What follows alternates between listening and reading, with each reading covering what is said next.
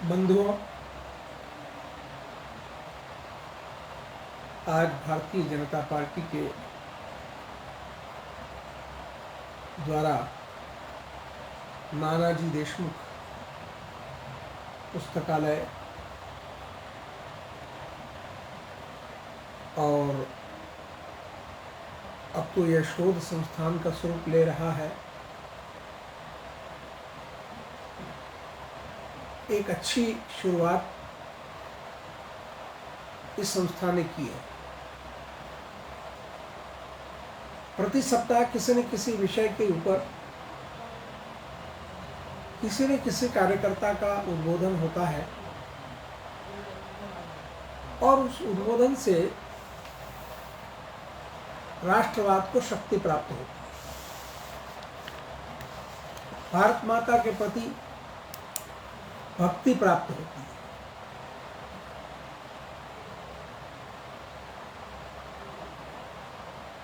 यह सिलसिला बहुत लंबे समय से चल रहा है।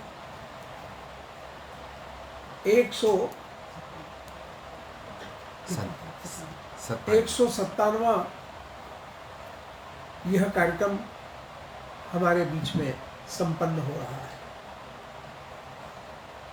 मुझे खुशी है कि हम सब एक गंभीर विषय के ऊपर चर्चा करने के लिए यहाँ उपस्थित हैं। विषय सरल भी है और गूढ़ भी है।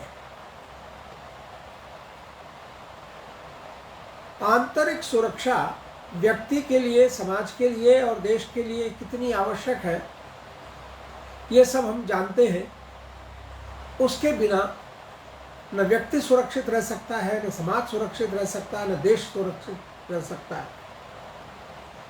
और यदि देश सुरक्षित नहीं रहेगा तो हमारी हजारों वर्षों की सांस्कृतिक धरोहर भी नष्ट हो जाएगी, हमारे जीवन मूल्य समाप्त हो जाएंगे, रीति रिवाज, भाषा और हमारा संचित ज्ञान सब लुप्त हो जाएगा। और इसलिए आंतरिक सुरक्षा के ऊपर सभी स्तर पर विचार करना और उसको कार्यान्वित करना आवश्यक है। केवल विचार करने मात्र से आंतरिक सुरक्षा नहीं होती, बल्कि जो विचार आंतरिक सुरक्षा के लिए मन में तैयार होते हैं, योजनाएं बनती है, उस योजना को कार्य रूप में परिणित करना आवश्यक होता है। तभी हम आंतरिक सुरक्षा के प्रति कर्तव्यनिष्ठ हो सकते हैं। हम परिवार से ही लें और परिवार से पहले मनुष्य आता है, तो मनुष्य अपने स्वयं की सुरक्षा के बारे में क्या करता है?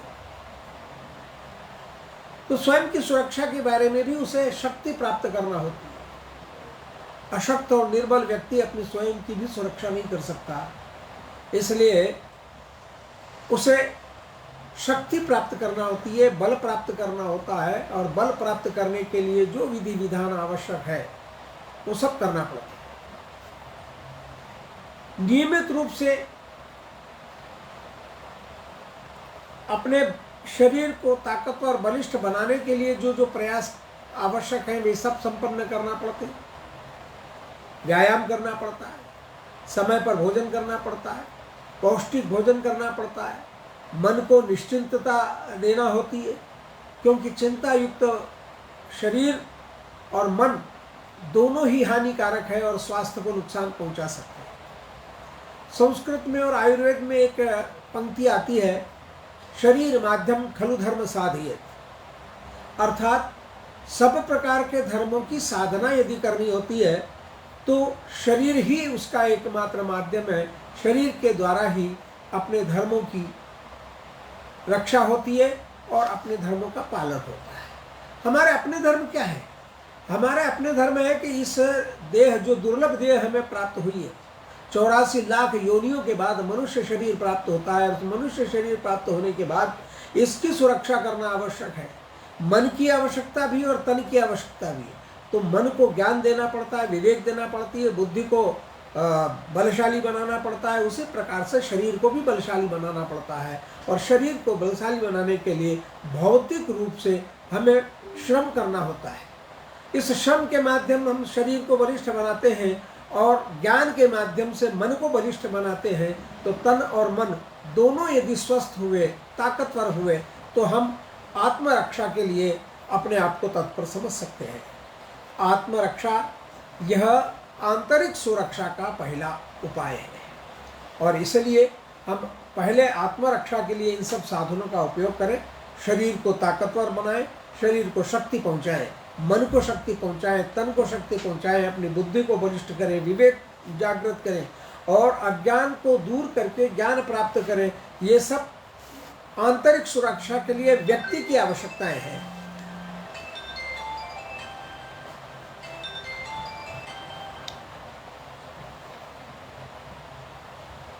तो व्यक्ति की आवश्यकताएं हैं, इसी प्रकार से परिवार की भी आंतरिक सुरक्षा आवश्यक है। व्यक्ति के बाद परिवार आता है, तो परिवार असुरक्षित नहीं रहे इसलिए व्यवस्थित निवास चाहिए, आवास चाहिए, उसमें व्यक्ति ठीक प्रकार से अपनी दिनचर्या संपन्न कर सके, उसकी योजना बनाना और सभी परिवार के सदस्यों को तन और मन से बलवान बनाना, शक्तिशाली बनाना, यह परिवार की सुरक्षा के लिए आवश्यक है। परिवार सुरक्षित रहेगा तो मनुष्य व्यक्तिगत रूप से भी सुरक्षित रहेगा और परिवार सुरक्षित रहेगा तो समाज में यह अवधारणा बनेगी कि जैसे बूंद बूंद से घट बढ़ता है, उसी प्रकार से प्रत्येक परिवार यदि अपनी सुरक्षा की चिंता कर ले तो समाज सुरक्षित हो जाता है। व्यक्ति, परिवार और समाज के बाद हम आगे और बढ़ते हैं तो यह चक्र प्रदेश तक जाता है, देश तक जाता है। देश की सुरक्षा का प्रश्न है। तो देश यदि सुरक्षित रहा तो व्यक्ति भी सुरक्षित रहेगा, परिवार भी सुरक्षित रहेगा, समाज भी सुरक्षित रहेगा और हम संस्कृति की रक्षा भी कर पाएंगे, अपने जीवन मूल्यों की रक्षा भी कर पाएंगे। इसलिए सर्वाधिक महत्वपूर्ण होता है अपने देश की रक्षा। यह वेदकालीन चिंतन है। वेदों में ही कहा गया है, हमारे अपने प्रजा को संबोधित करते हुए वेद कहता है कि वयम राष्ट्रे जागृयामः, हम राष्ट्र के प्रति जागृत रहें और यह हम सबका कर्तव्य। वयम अर्थात हम सब देश के लिए जागृत रहें, राष्ट्र के लिए जागृत रहें। तो राष्ट्र की परिभाषा समझना पड़ेगी। राष्ट्र किसे कहते हैं? राष्ट्र केवल धरती के टुकड़े से नहीं बनता। राष्ट्र केवल मनुष्यों के झुंड से, समूहों से नहीं बना करता। राष्ट्र के लिए एक भाषा आवश्यक, राष्ट्र के लिए एक संस्कृति आवश्यक है, राष्ट्र के लिए एक संचित ज्ञान परंपरा आवश्यक है और जो जीवन के मूल्य हैं, सभ्यता के चरम पर जाकर के जब मनुष्य उस चरमोत्कर्ष पर अपने आप को सभ्य कहलाने का अधिकारी हो जाता है, तब उसका जीवन मूल्य भी निर्धारण होता है।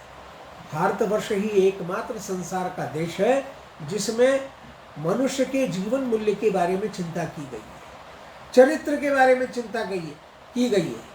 जीवन मूल्य में पहली चीज आती है मनुष्य का चरित्र, मनुष्य की नैतिकता, मनुष्य का सत्य के प्रति लगाव, मनुष्य का व्यवहार और अपने बड़ों के प्रति निष्ठा, ये सब उसके जीवन मूल्य के अंग हैं। इन जीवन मूल्यों की सुरक्षा के लिए भी हमें सोचना पड़ता है, विचार करना पड़ता है। अभी पिछले 100-150 वर्षों में एक नई विचारधारा संसार में उत्पन्न हुई और वह संसार की विचारधारा जीवन मूल्यों से हटकर है, नैतिकता से हटकर है। उन्हें न कोई नैतिकता से लेना देना है और न मनुष्य के जीवन मूल्यों से लेने देना है, न सभ्यता और संस्कृति की पराकाष्ठा से उनका कोई संबंध है। और इसलिए मनुष्य को नैतिकता, अपने जीवन मूल्य, अपनी सांस्कृतिक धरोहर और अपनी उच्च परंपराएं, इन सब को मिलाकर के जो समुच्चय बनता है उससे हमारा राष्ट्र बनता है, राष्ट्र मजबूत होता है, राष्ट्र शक्तिशाली होता है। लेकिन ये जो आधुनिक विचारधारा उत्पन्न हुई है वो हमारे पुराने उस सिद्धांत से संबंधित है जो चार्वाक नामक एक वामपंथी व्यक्ति ने कही थी, ऋणम कृत्वा घृतम पीवेत, यावत जीवेत सुखम जीवेत, जब तक जिए सुख से जिए, और चाहे ऋण करके घी पीना पड़े तो भी आप उसी राह पर चलें। भस्मीभूतस्य शरीरम पुनर्जन्म कुतः भवेत्। ये शरीर भस्मीभूत हो जाता है, नष्ट हो जाता है, तो फिर जीवन किसने देखा है और पुनर्जन्म किसने देखा है, किसे याद रहता है। इसलिए इस जीवन में खूब ऐश करो, खूब विषयों का भोग करो और ऋण पियो, ऋण करो और घी पियो। यह सुख की हमारे यहाँ, लेकिन ये विचारधारा ऋषि चारवाक ने जब प्रारंभ की तो इस विचारधारा को भारतीय संस्कृति में पले पसे प्रजाजनों ने अस्वीकार कर दिया, देश ने इसे अस्वीकार कर दिया। हमारी संस्कृति ने इस विचार को सहमति प्रदान नहीं की, और इसलिए जैसे ये विचार पैदा हुआ था वैसे ही ये विचार मर गया, इस विचार का समापन हो गया, इस विचार को किसी ने भी स्वीकार नहीं किया। कालांतर में यही विचार आधुनिक काल में साम्यवाद बनकर के हमारे सामने आया है, जिसे हम कम्युनिज्म कहते हैं। मार्क्स ने इस कम्युनिज्म की अवधारणा को अपने तर्कों के द्वारा प्रदान करने का प्रयत्न किया और विश्व को प्रभावित भी किया, और विश्व प्रभावित हुआ उसका एकमात्र कारण है, जहाँ भारतीय जीवन मूल्य नहीं थी, जहाँ भारतीय दर्शन का प्रभाव नहीं था, जहाँ भारतीय विचारधारा नहीं थी, वहाँ मार्क्स की वो विचारधारा पहले पनपी और लोगों में ये बात आई कि राष्ट्र क्या होता है, परिवार क्या होता है। न परिवार की आवश्यकता है, न नैतिकता की आवश्यकता है, और न राष्ट्र की अवधारणा की आवश्यकता है। ये राष्ट्र शब्द ही गलत है। उनका कहना है कि सारा जो पृथ्वी का परिवार है यही एक राष्ट्र होना चाहिए, जबकि व्यवहार में यह कुछ भी संभव नहीं। व्यवहार में जिस प्रकार एक परिवार में माता का पुत्रों के प्रति प्रेम होता है, भाइयों का भाइयों में प्रेम होता है, पिता के प्रति श्रद्धा और निष्ठा होती है, सम्मान होता है, तो यह सम्मान, यह स्नेह, यह प्रेम जिसकी पवित्र धारा परिवार में बहती है, साम्यवाद के अंतर्गत यह कोई पवित्र प्रेम, यह कोई सम्मान, यह कोई आदर भाव नहीं होता। वहाँ मनुष्य मनुष्य होता है और वो केवल भोग के अलावा और कुछ नहीं जानता। वह भोगवादी संस्कृति साम्यवाद के माध्यम से मनुष्य के जीवन में कुछ लोग लाना चाहते थे, कहीं कहीं ये पनपी भी। अब मैं एक उदाहरण देना चाहता हूँ कि जिस राष्ट्रवाद का खंडन इस कम्युनिज्म ने किया है, उसको धरातल पर व्यवहार में क्या क्या कठिनाइयाँ उनको पैदा हुई अपनाने में। रशिया ने, रूस ने, सोवियत रूस जिसे कहते हैं, उस देश ने साम्यवाद को अपनाया। साम्यवाद को अपनाया उस देश ने, लेकिन जब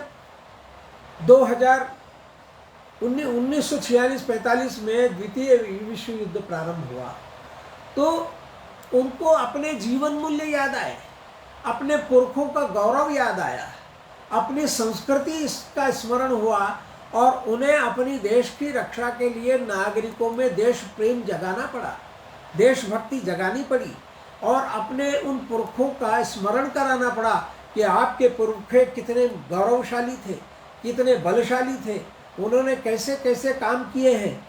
उनके गर्व को जीवित उनके किए हुए कामों को जीवित रखने के लिए हमको राष्ट्र की रक्षा करने के लिए और उस जीवन मूल्य को स्मरण करके देश के प्रति प्रेम जगाया, संस्कृति के प्रति प्रेम जगाया। तो यह देश प्रेम और संस्कृति के प्रति निष्ठा रक्षा के लिए आवश्यक लगी। तो आंतरिक सुरक्षा के लिए देश प्रेम आवश्यक है, संस्कृति के प्रति गर्व का भाव होना आवश्यक है। कभी कभी हम लोग कहते हैं कि गर्व से कहो कि हम हिंदू हैं। ये हम क्यों कहते हैं? हम इसलिए कहते हैं कि एक ऐसा धर्म जिसे धर्म न कहें, जीवन पद्धति कहें, धर्म कहें या कर्तव्य का समुच्चय कहें, जो भी कुछ कहें, आदिकाल से चला आ रहा है, और इसलिए इस हिंदू धर्म का एक नाम सनातन धर्म भी है।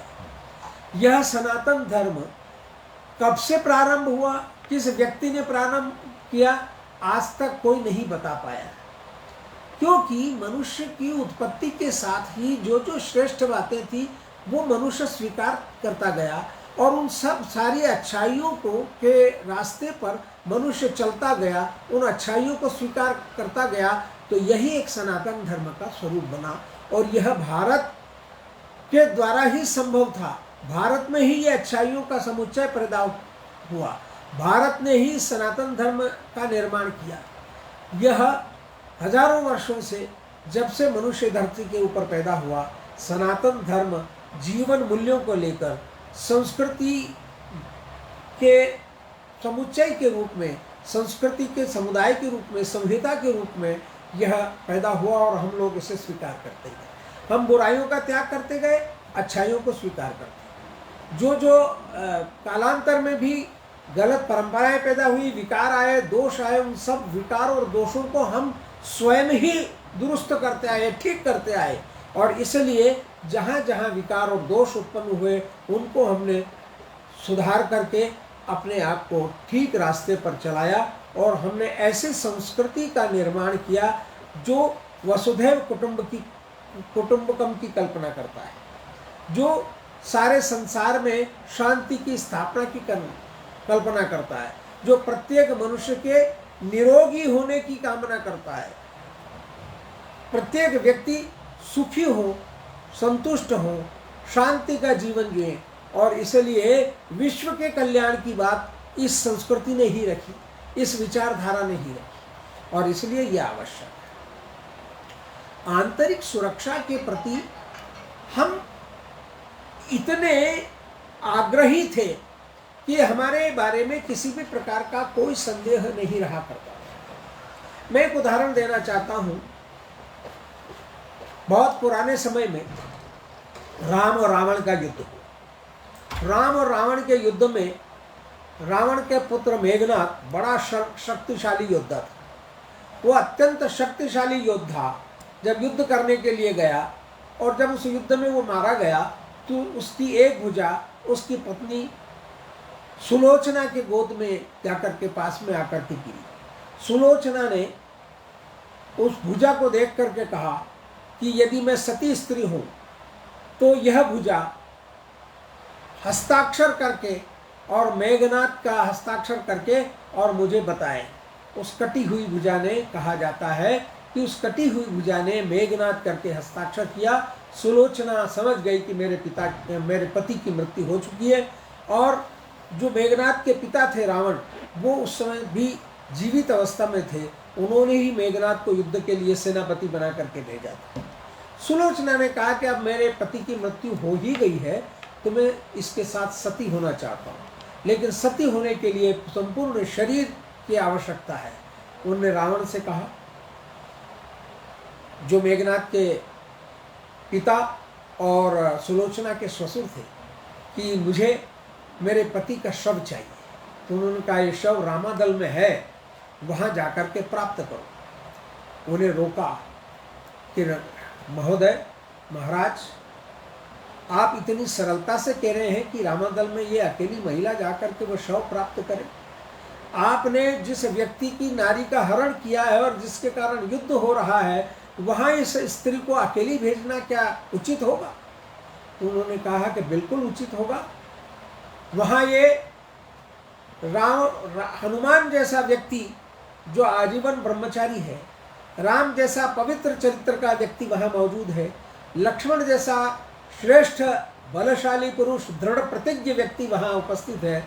ऐसे स्थान पर यह सुरक्षित होकर के जा सकती है। वहाँ इसको अन्य आवश्यकता ही नहीं है किसी प्रकार की सुरक्षा की।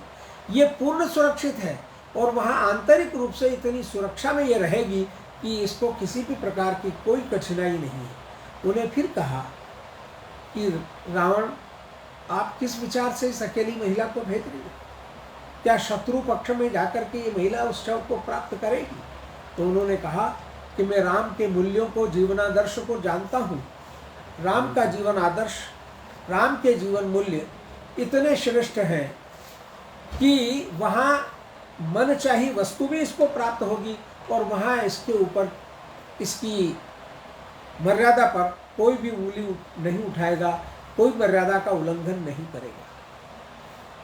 उन्होंने कहा फिर भी हुआ तो फिर भी होने का कोई प्रश्न ही नहीं है। यदि वहाँ इस प्रकार का व्यवहार होता तो फिर वो राम का दल नहीं होता, राम का क्षेत्र नहीं होता, राम की सेना का क्षेत्र नहीं होता।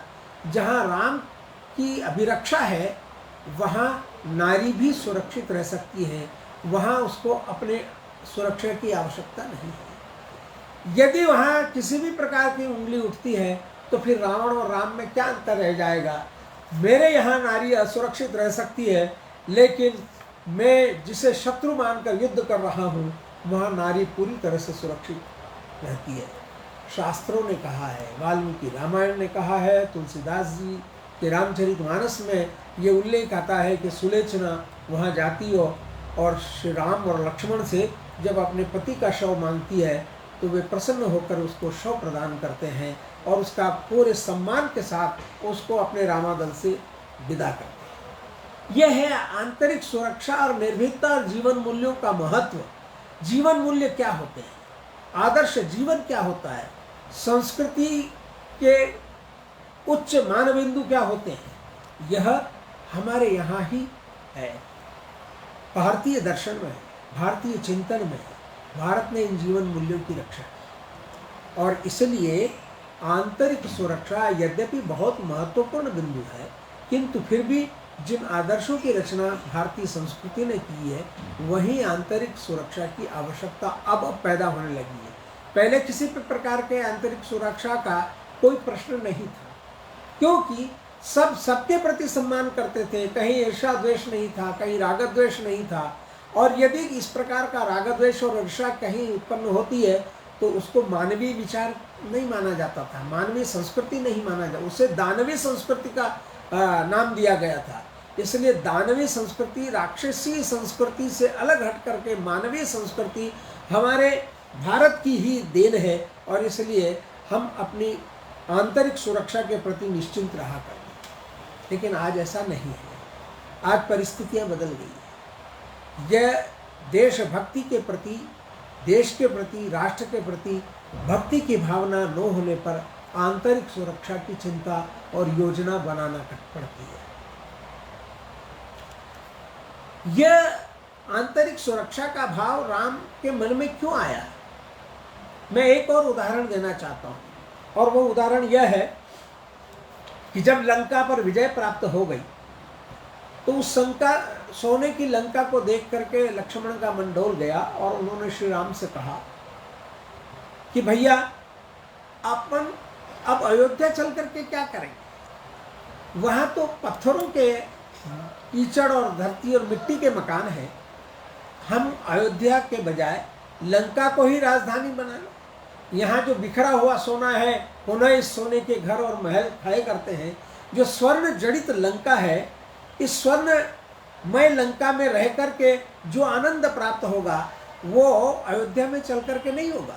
और इसलिए हम अपनी माताओं और कुटुंबजनों को भी लंका में बुला लेते हैं, यहीं से राज्य करेंगे। राम का बड़ा मूल्यवान उत्तर था, महत्वपूर्ण उत्तर था, जो आज तक भारतवासियों को, भारत की उन राम की संतानों को प्रेरणा देता रहा।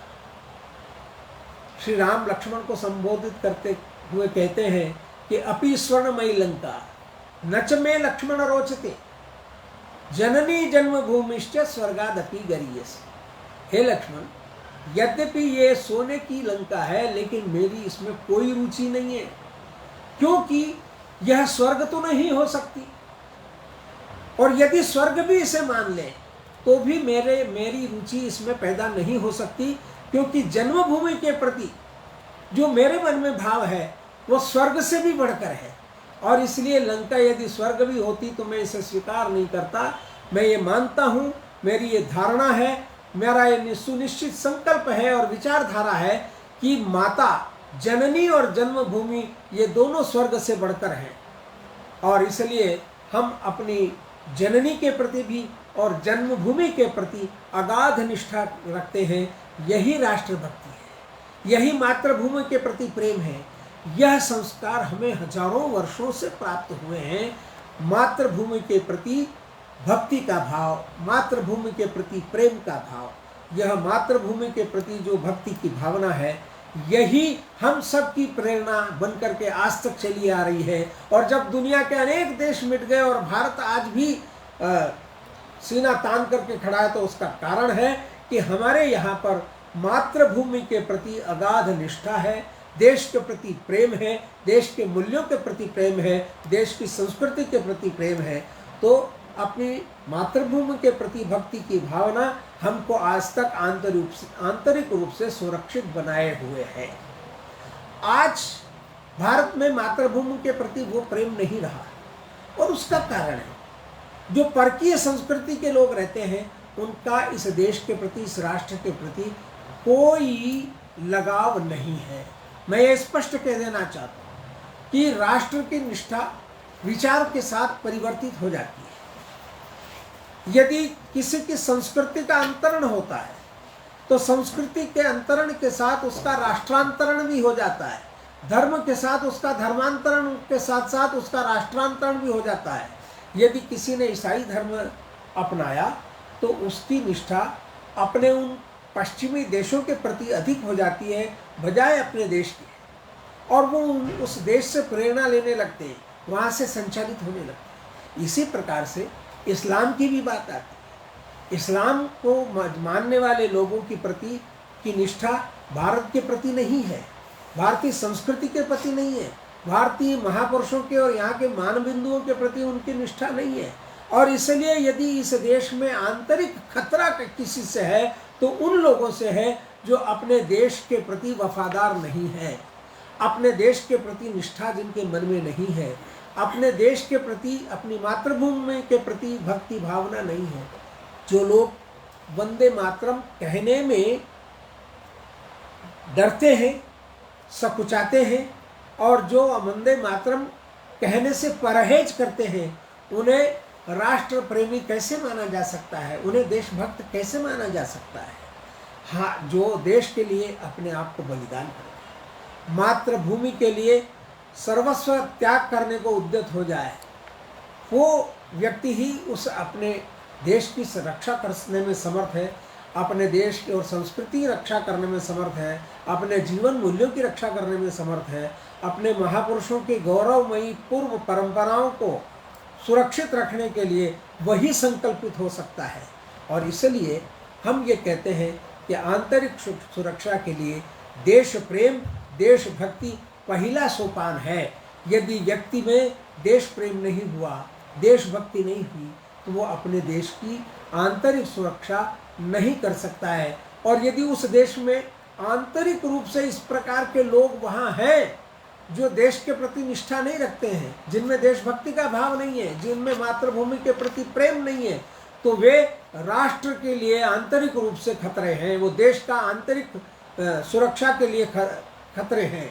और इसलिए उन खतरों से हमें सावधान रहना है। या तो उनको देशभक्ति से परिपूर्ण करना पड़ेगा, उनके मन में देशभक्ति जगानी पड़ेगी, राष्ट्र के प्रति निष्ठा जगानी पड़ेगी, देश के प्रति प्रेम जगाना पड़ेगा। और देश प्रेम यदि उनमें जगा, मातृभूमि उनमें जग पाई, तो हम आंतरिक सुरक्षा से मुक्त हो सकते हैं। अभी कल परसों की बात है, एक पड़ोसी मुस्लिम राष्ट्र से खेल में हम पराजित हो जाते हैं और दूसरा देश यदि जीतता है, तो यहाँ रहने वाले लोग, यहाँ पैदा हुए, यहाँ का अन्न खाते हैं, यहाँ से शिक्षा ग्रहण करते हैं, यहाँ जीवन यापन करते हैं और स्वतंत्रता पूर्वक अपने सब प्रकार की रीति रिवाजों का पालन करते हैं, वो लोग एहसान फरामोश होकर उस देश की विजय पर तालियां बजाते हैं, फटाके छोड़ते हैं,